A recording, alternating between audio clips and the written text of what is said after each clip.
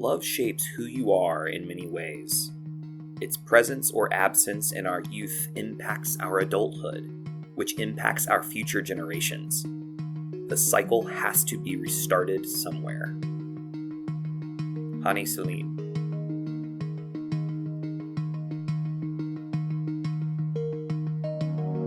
The Dragon Pod, From Bending Not Breaking. Book 4, Earth. Season Overview.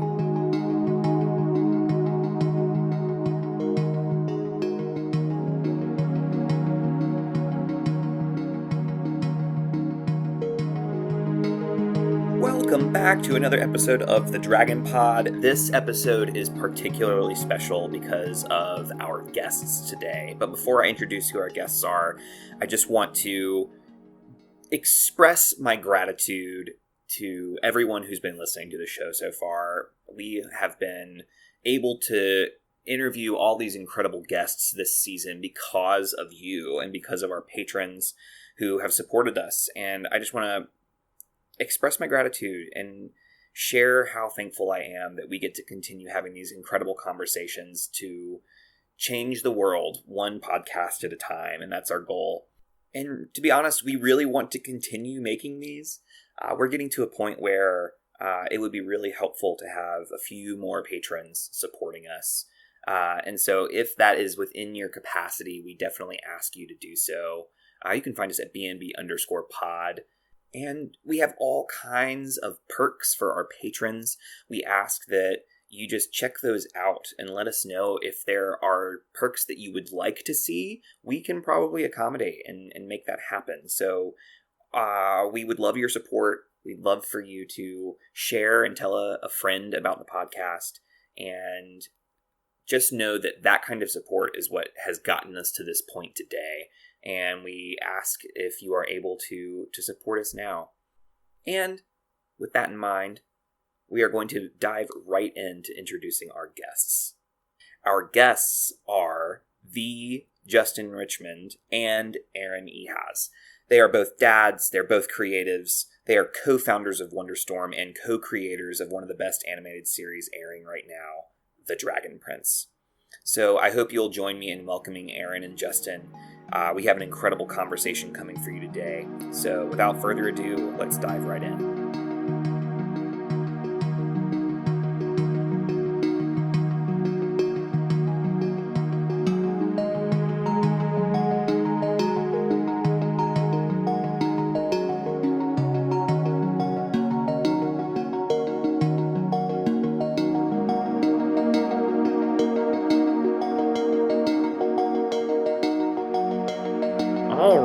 Welcome, you all. I'm so glad that both of you could join us. This has been a tremendous experience to watch the first 3 seasons. I'm also a big fan of Avatar, so having gone through all of Avatar, then getting to get to this really juicy show and having both of you kind of shepherd this to this point, and then we know that there's more in production. I'm just really thrilled to have both of you. Tell us, how are you doing today, Aaron and then Justin? I'd love to hear from both of you. I started talking with my mute button on, which is a phenomenon these days, which is you just start going and then you realize, anyway, all the juicy stuff I just said on mute. Sorry, I can't want to say that again. The question was, how am I doing today? And the answer was, I'm coughing and not pressing the unmute button in time. But other than that, doing pretty great. Thank you. How are you, Justin? Good. I'm good today. I'm getting over being sick, and I'm glad that is behind me. So I'm good. Feeling good. Everybody's coughing and sick, it seems like. It's been a season for that, right? Is it like that on the East Coast too? One of my friends just texted me and said they tested positive for COVID, so it seems like it is. Unfortunately. Alas. Alas, exactly. Right? There's like not much we can do about it. 'Tis the season, I guess. And how are you doing today? Thanks for asking.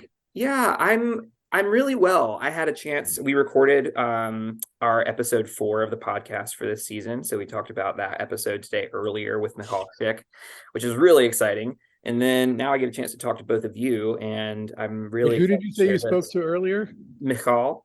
Oh, Michal. Oh, wonderful. She's brilliant and wonderful. I'm so glad. Yes, it was a It was a kind of a podcast. heavy episode. She picked an intense lens, actually. So I'm really excited to Okay. share that with everybody. Yeah. So y'all have done a lot of interviews about season 4 already, and I don't necessarily want this to be just a repeat of all the things you've already said. So I'm curious, before we dive into content, what's something that makes you all you? And just to kind of get to know both of you before we dive into content. Ooh, boy. Good question, right? Yeah, be up front. Go ahead, Aaron. Okay.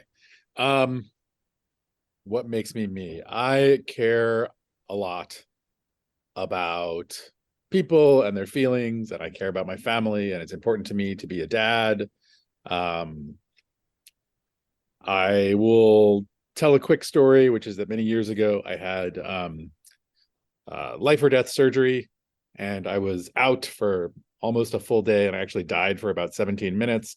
And while I was in the darkness, I felt like there were two things that were true in kind of the darkness of my completely drugged out post-death experience. And they were that invisible strings connect us all, that we're not alone, that even in that moment of darkness, I was like, hey, wait a minute.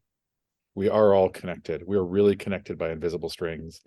And the second thing that I became very aware of, because my life had been brought so low, was that there's kind of a light inside us all. That is, whether it's a spirit or your, whatever you call it, your energy, your animus, your whatever it is you want. And that it can be weaker or stronger depending on how you care for it, whether you exercise, have a sense of humor, when you listen to music. All those things affect the brightness and intensity of the light inside you. Wow. And also, it really occurred to me that those strings and the fact that, and those lights, we can brighten other people's. We can do things to help people brighten the light inside them. And I don't know. I kind of went a little further into like the question, who are you? I should have just said, like, I'm a dad with a cough who changes diapers and stuff like that. But instead, you got a whole story about surgery and my spooky. I'm grateful. Inside it. There you go. All right, Justin. Good luck. Boy, how do I follow that up? There you go. Yeah, that's a lot. Good luck. I don't have anything like that. No, I think for me, I really like making stuff that makes people smile. I guess like that doesn't mean it can't have like serious tones to it, but things that are maybe not as bloody or dark, I guess, more on like the lighthearted adventure side. I really like making stuff that can be both serious but also like can really bring a smile to people's face, and that especially that families can watch together, like things that are not dumbed down for kids, dumbed down, but like there are things that everybody in my house can sit down and watch and be like, that was fun, that was a really fun movie or show or book or whatever. I really like those things, and I think we need more of that stuff that we can sort of enjoy together. That's not dumb. There's plenty of place for dumb stuff. Like, don't get me wrong, I love the movie Dumb and Dumber is actually one of my favorite films. It's hilarious, but it's awesome. But you know what I mean. Yeah, no, I'm hearing there's two things there. I'm hearing that one, it's the being able to consume things that are for everyone allows you to spend quality time with your family, right? And with your loved ones. That sounds like that's really important to you from what I heard. And then also that you like creating it, which is another thing that's really helpful for us to kind of know about you as we move into this. So this is incredible. I'm hearing this kind of really interesting mix between the two of you that kind of paints a picture for us and understanding how this really cool show has come into being. So thank you all for sharing. We're going to be talking about some really neat stuff today. There are some key themes that you all have mentioned multiple times in other interviews regarding generational and intergenerational conflict and cycles of violence, and how this show is kind of touching on those points and on multiple facets. And so I'm curious if you were to, in a nutshell, wrap just an initial thought around our responsibility to break that cycle. I'd love to hear just like how this show is a step in that process, if it is in your mind, or is it just commentary on? I'm curious what that's how that question lands for you all. To me, I think about like a very core line is Harrow's realization, and it's because he's facing his own death. He knows he's going to die that night, and he says to Callum, "A child is freer than a king." And to me, like, that's an important idea, right? It's like we become adults and we all kind of, whatever we're striving for, to be a great artist or, you know, a leader of industry or get rich or whatever it is people are trying to do, whatever it is you're seeking, like, even if you get to be a king, you're never going to have the freedom to see the world and kind of make choices and have beliefs the way you do when you're a child. And I guess what that means is sort of like you start to inherit all these responsibilities and kind of burdens of like what generations have done before and how you need to respond and what you need to carry, you know. And I think I don't know, I'm not quite explaining it, but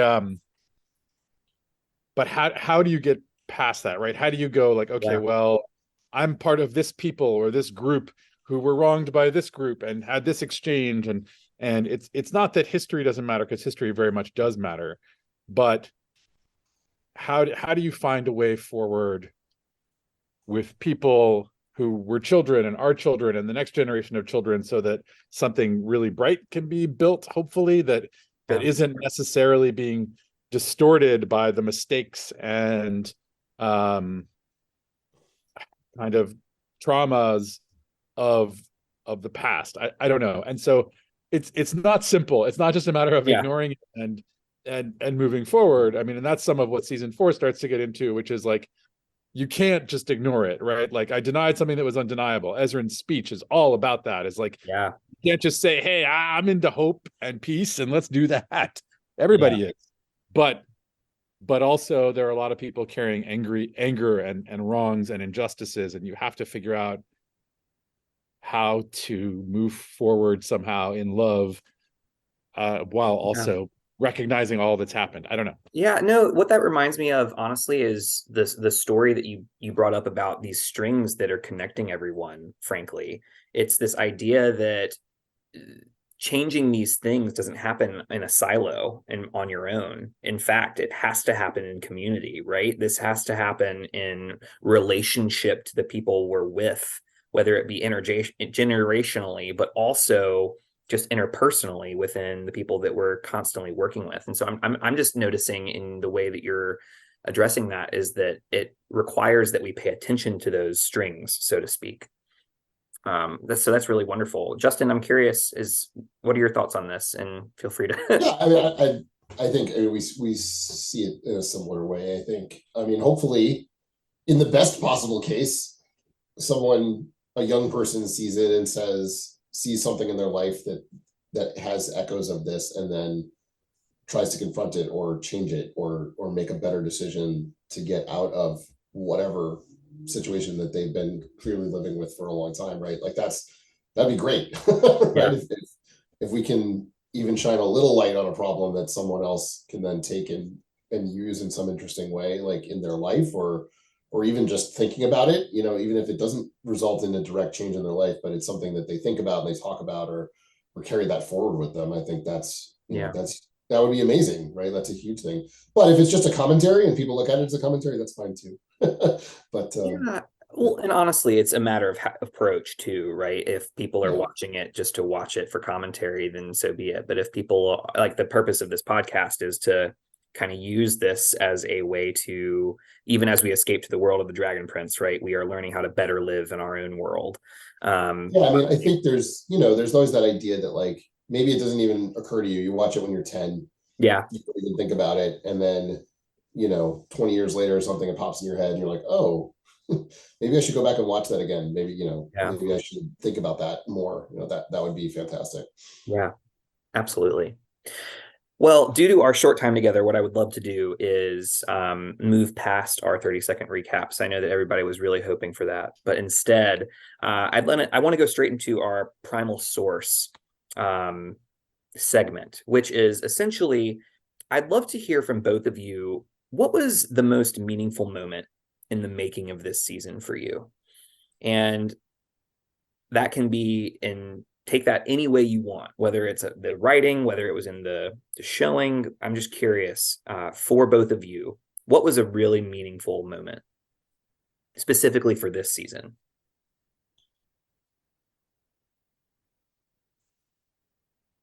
I've got one, Aaron. You want me to go? Yeah, you go first, All Justin. right.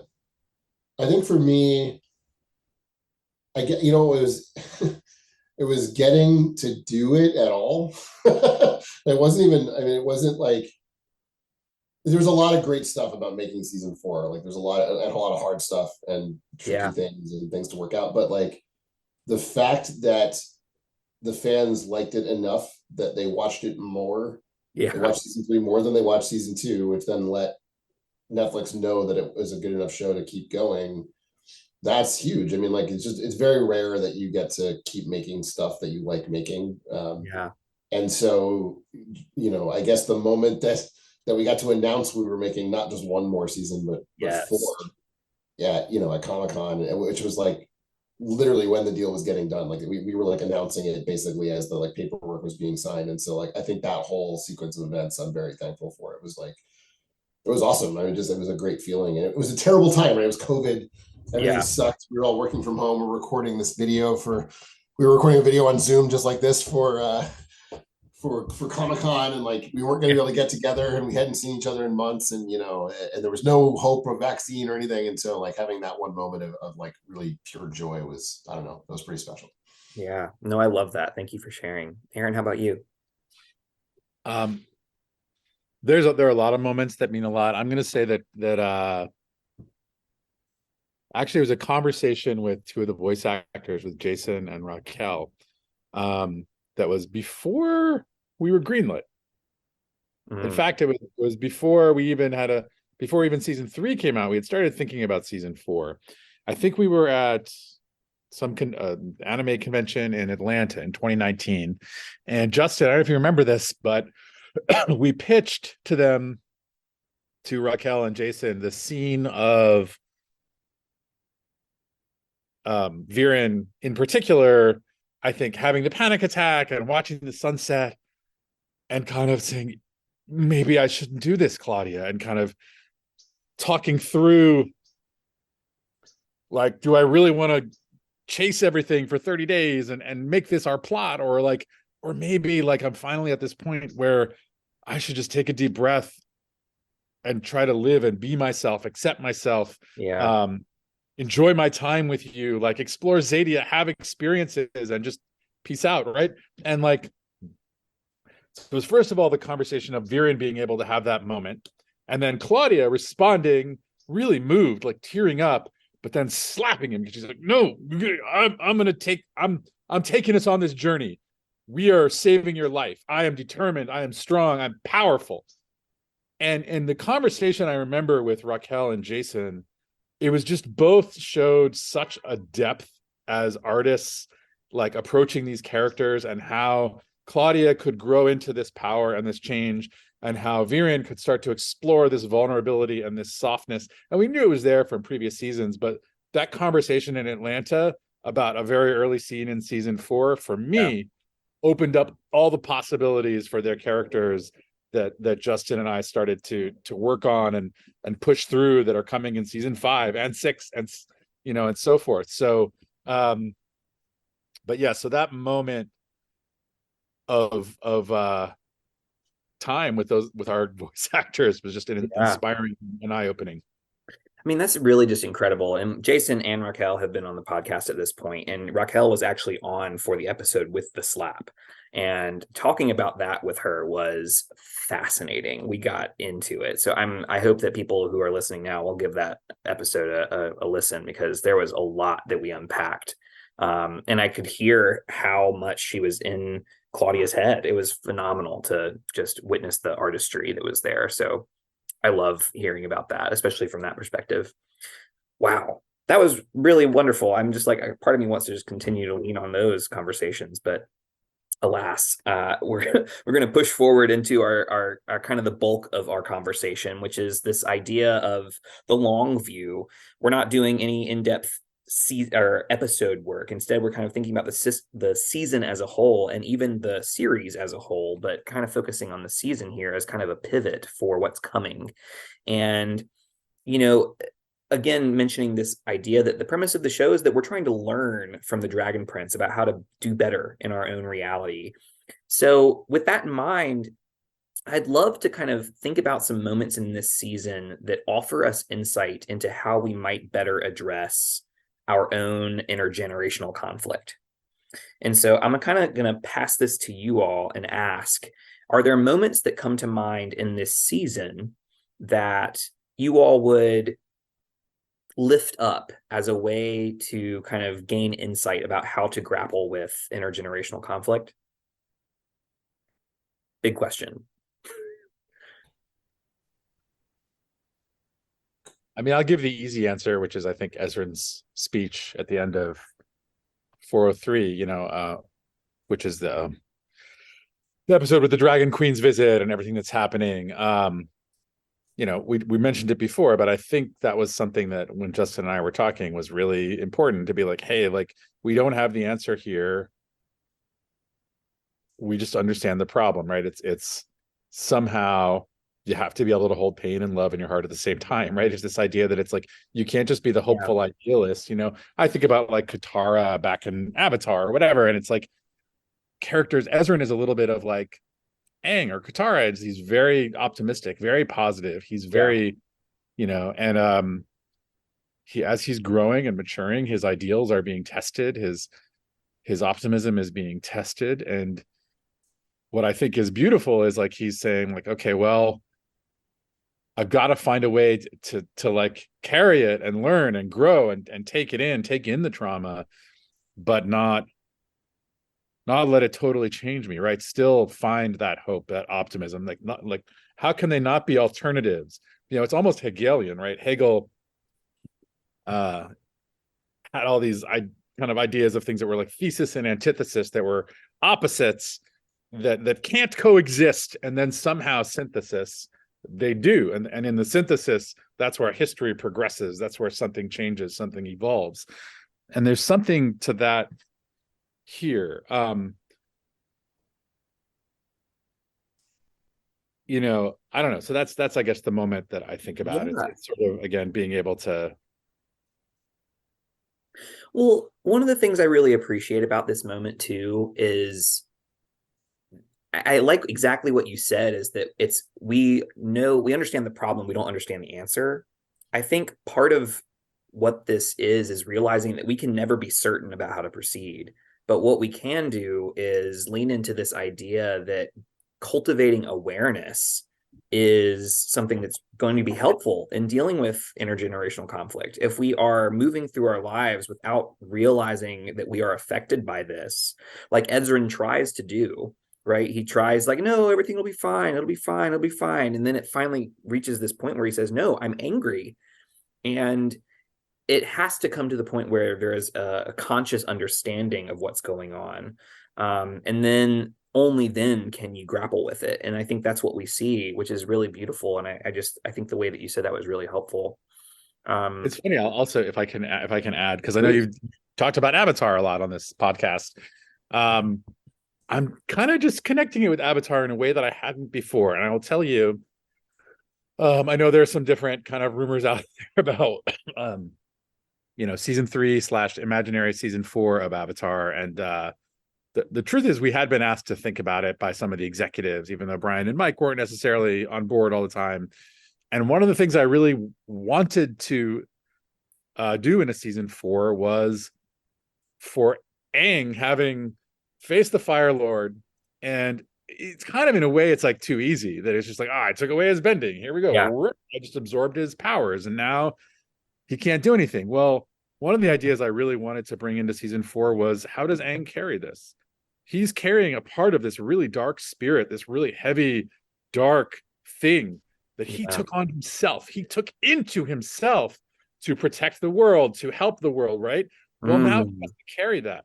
And one of the things that, I wanted to play in that fourth season was like, how does Zuko help him do that, right? Zuko has led a life being exposed to abuse and trauma and damage and anger and hatred and all these terrible dark emotions that Aang in the temple didn't really get to deal with.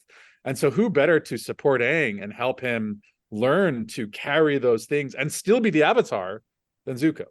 Who better to be a friend who can help him understand, yeah, there's darkness. Yeah, you did some things. You have to carry it now, So anyway, it's funny thinking about that and thinking about how we're watching Ezrin evolve and mature and say, okay, I'm going to mature.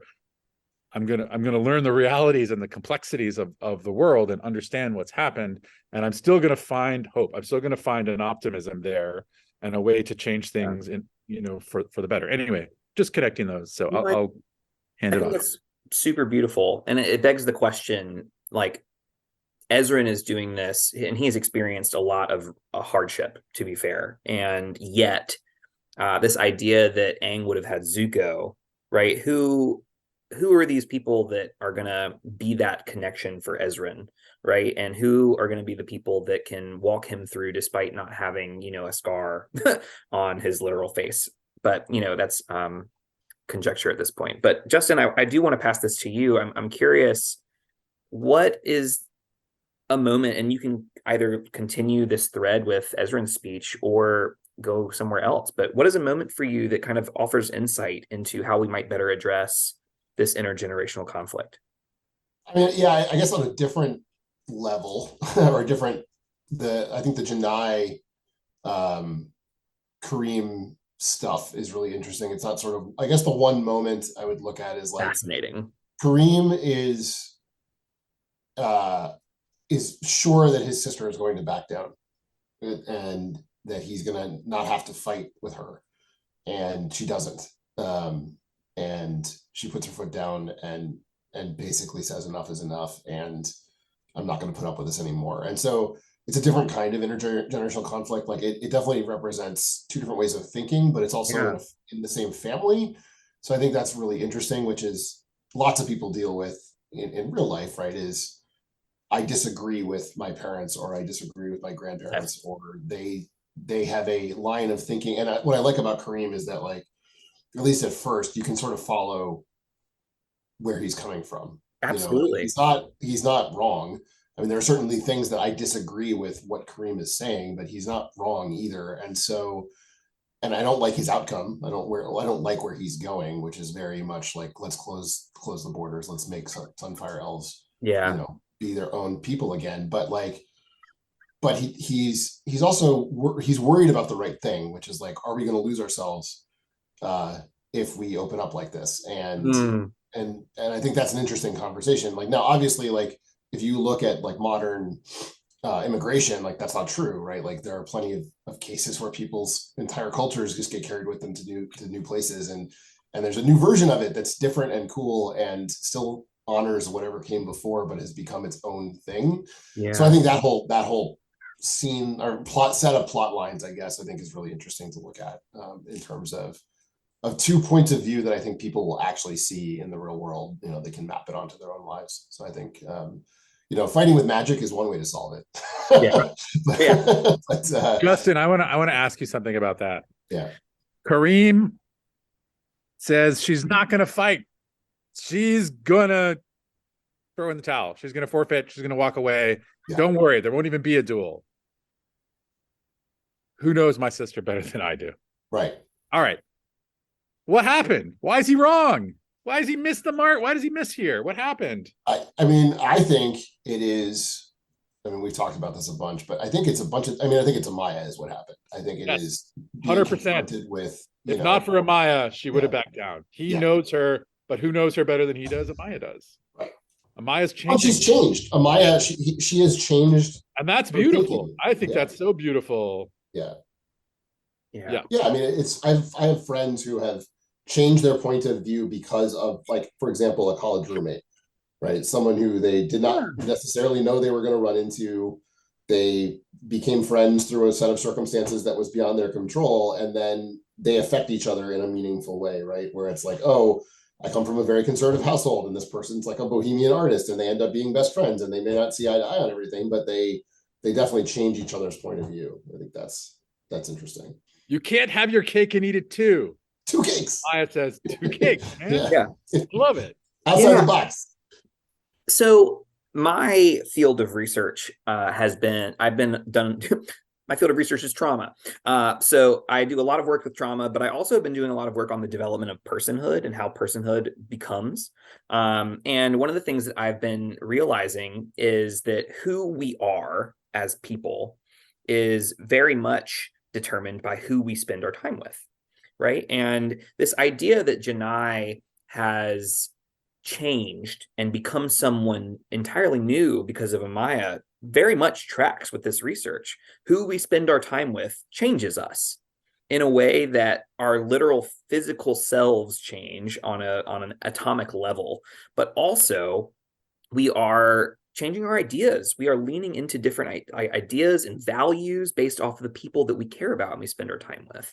And so this idea that Janai has been spending more and more time with Amaya, and that is changing her, is really beautiful. And at the same time, it's really sad that Kareem hasn't been able to see that and not been able to notice, right? And because what's really interesting about this is something that you were pointing to, Justin, is this idea that there are so many traditions that are rooted in Sunfire Elf culture that we learn about, right? This idea of being able to duel for rulership of the Sunfire Elves, and this idea that how we rule and all of these things are rooted in harm and violence. And their predecessors were like, no, we're going to do away with that. And for probably valid reasons. And yet Kareem chooses to lean back into what makes us us. Because if we feel like we are losing who we are, it's a tendency to double down on who we have been rather than on who we can become. And I think it's worse than that. We double down on what we thought we were, not necessarily what we actually were. And so it's a perception of it's through some sort of lens. Like you know, almost certainly you weren't there, right? Like Kareem was not there when they changed those laws. And so he has some sort of rose-colored glasses about what that actually meant to society. Absolutely. So, it brings back the idea of like returning to normal when your normal comes from a position of privilege, right? Right. So, right. That's kind of what we're pointing to with this idea with Kareem. So really beautiful idea that and I guess what I'm hearing is the takeaway we heard from Ezra's situation was that awareness of the problem matters. What I'm hearing in this is who we spend our time with matters, and the values of the people we spend our time with matters in terms of who we are going to become. And there might be a different takeaway. I'm curious if there's a different thought for that for either of you. I mean, one slight different thought is that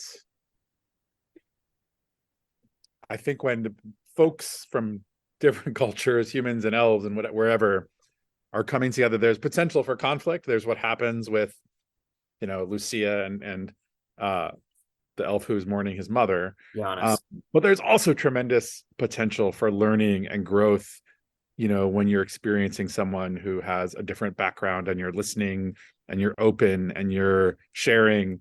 Like, I think, even like just like Rayla, Callum, and Ezra, that really simple mix is really powerful, for all of them and how they grow and change. So anyway, that would be my other little takeaway is, or think about like Terry and Claudia, what are they both getting out of each other, and where is that going? So I don't know. Yeah, I am loath to move on. Unfortunately, due to time, do it. Move on. We have to. We must. Indeed. Yeah. For all the things we could be discussing, alas, we must move on.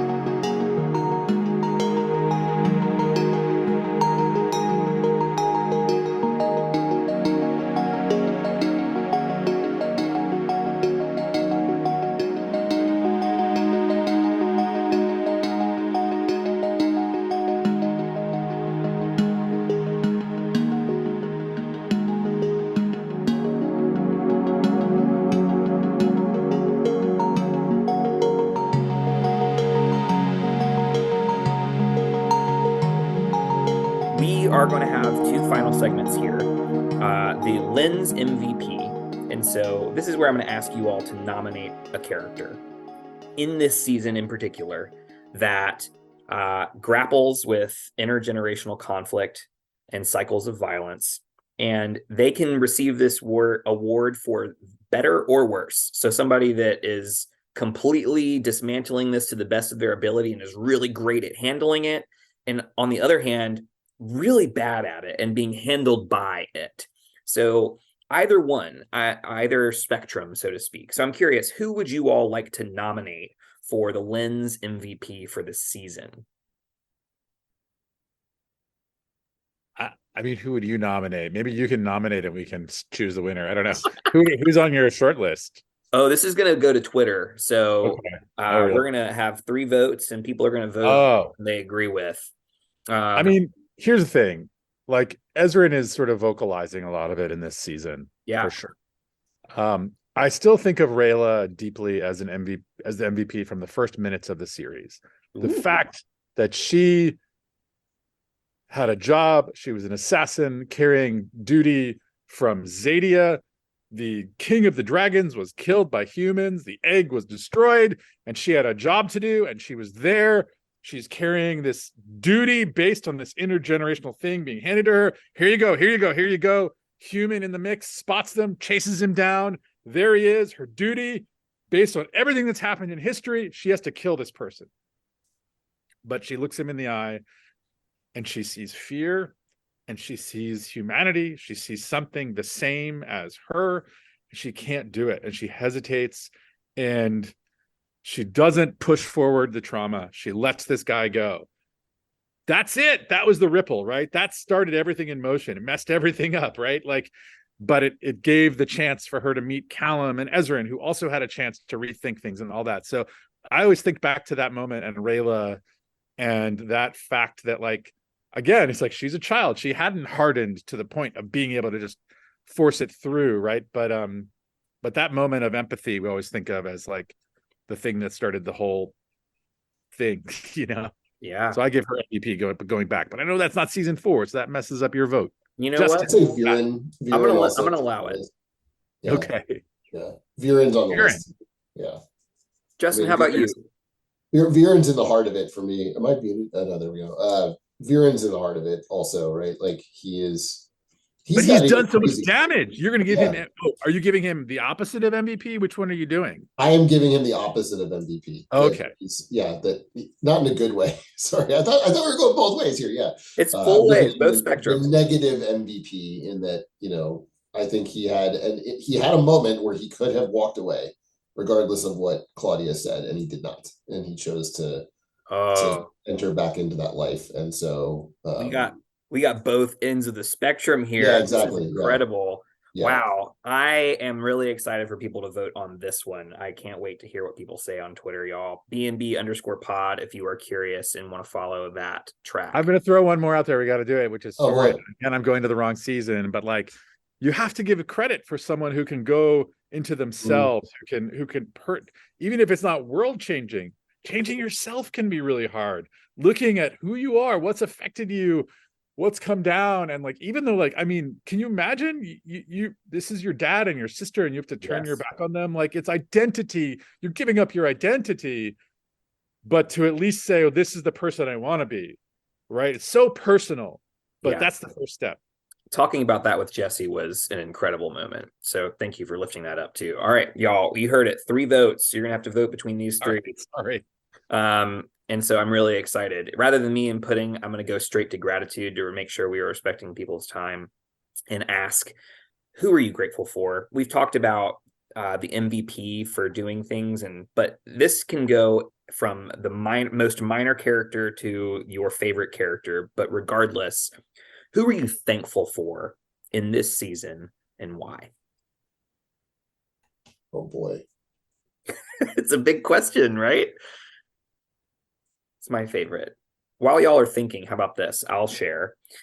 This season, I feel like I have to, because I've gained so much already just by watching and talking about Terry. Terry has been an exceptional addition to the cast, not only because he is teaching us how to feel our feelings, and even when it's hard, but he is giving us so much opportunity to live into who we are meant to be. And I just am really grateful for Terry. And so I would love to hear both of y'all's thoughts too. I'm gonna hear that one.